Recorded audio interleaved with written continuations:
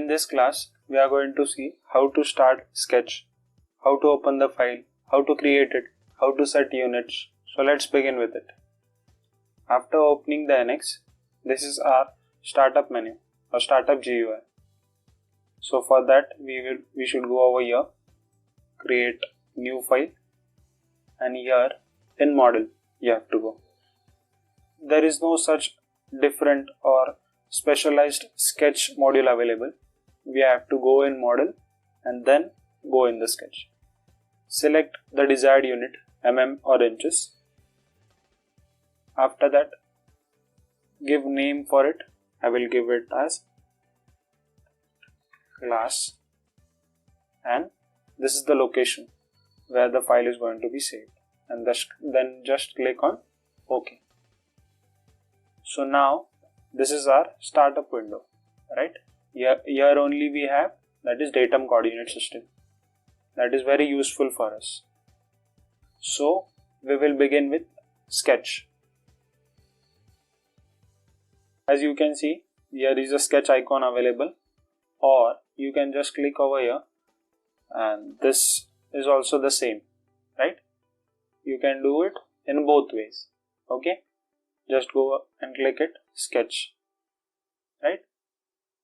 Okay, so when you go through this sketch, you have to select the plane or reference plane on which you have to sketch, right?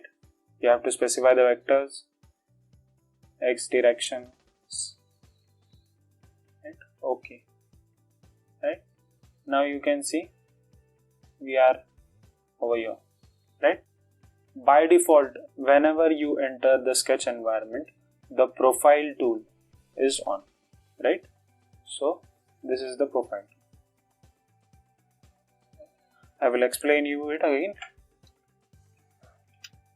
Profile, right? We will go in this manner, right? Profile. The shortcut of it is Z, right? Just press Z. It gives the continuous line, right? It also gives the curve, but how to access it? Just drag it by using MB1. Just drag it. Then the tangential arc will be drawn, right? Yes. You can also draw it from here. Just click arc over here, then you can start using arc. Okay, you can close it, right? But if you have to get out of this command, just press escape. Okay, so this was profile command. Okay, as you can see, when I was drawing profile command, the dimensions automatically came. This is due to the automatic dimension command is on in my window. Okay, this could be beneficial, or auto dimension, basically some of them like or some of them don't, right? So you can put it off also and you can put it on also. There is no problem. But by using the auto dimensions, here in status bar we can see the sketch is fully constrained with 23 auto dimensions, right? Means whenever I move the points of the sketch, my dimensions move, right? As dimensions are there, but they are not firm, right? So we have to specify dimensions. That we can do automatically also, no problem. But initially, while learning sketches, we will put them off, right? So we can do, or we can know how to constrain the sketch in proper manner. Okay, so I will just clear my screen. Yes, okay. Next one is rectangle. Shortcut is R. Diagonal or 2-point rectangle you can call it as, right? First point and second point. You just have to provide 2 points. Angle will be 90 degrees, right? To X or Y axis. Then here is the 3-point rectangle. You have to specify first point, second point, third point. What you will say? It doesn't make any difference, right? We can draw by using 2 points also, but by using 3 points you can go inclined also. which was not possible in 2-point rectangle. Okay, so you can go in any angle.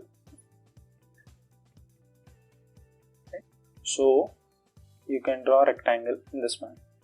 Okay, there is also one more rectangle, that is from center. The first point, whichever or wherever you click, that becomes the center of the rectangle, and you can draw rectangle by using that point. Okay, in that you have to provide the width and height of it. You also can draw that centered rectangle in angle.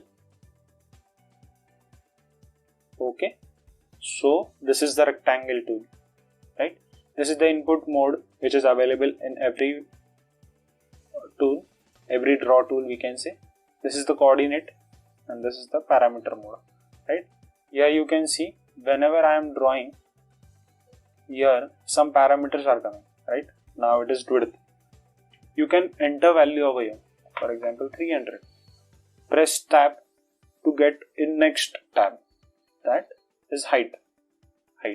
Now you want height of 200 and the orientation angle should be 45 degrees.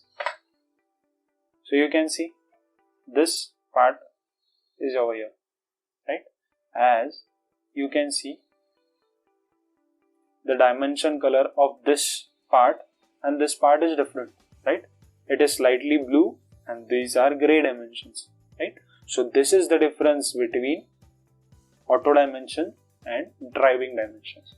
The driving dimensions are dimensions which are given by the user as an input to geometry, right? So what if I clear this rectangles and you can see the sketch is fully constrained with 2 auto dimensions, but you can see there are 1, 2, 3, 4, 5 dimensions, out of which 2 are auto. So 2 auto dimensions note is provided in status bar. Okay, so we need to move it, or dimensions would be same, but we have to convert this auto dimensions to driving dimension. So just I will double click on it, right?